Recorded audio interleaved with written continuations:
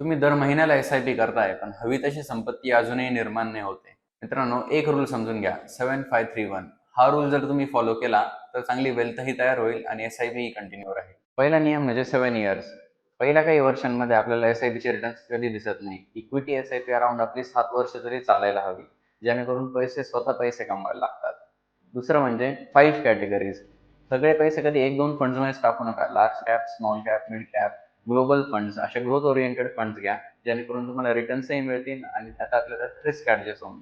तिसरा नियम म्हणजे इमोशन्स. 90% लोक मार्केट खाली आले की SIP बंद करतात. SIP ही आपल्या इमोशन्सनी नाही तर शिस्तीने चालली पाहिजे, जेणेकरून लॉंग टर्ममध्ये आपली वेल्थ कंपाऊंड होईल. आणि लास्ट म्हणजे एक स्टेप अप. दरवर्षी आपले इन्कम वाढते, आपली लाईफस्टाईल वाढते, पण आपल्या इन्व्हेस्टमेंट्सही त्या पटीत वाढल्या पाहिजे. तर एवढे 4 रूल्स मित्रांनो फॉलो करा, यांनी आपल्या वेल्थ पोर्टफोलिओमध्ये लाखोंचा फरक पडेल. लक्षात ठेवा, SIPचे सिक्रेट रिटर्न्समध्ये नाही तर कन्सिस्टन्सीमध्ये आहे. आजची कन्सिस्टंट SIP म्हणजे उद्याचा वेल्थ क्रिएशन. आणि तुम्हालाही अशी स्मार्टली SIP करायची असेल तर आम्हाला संपर्क करा.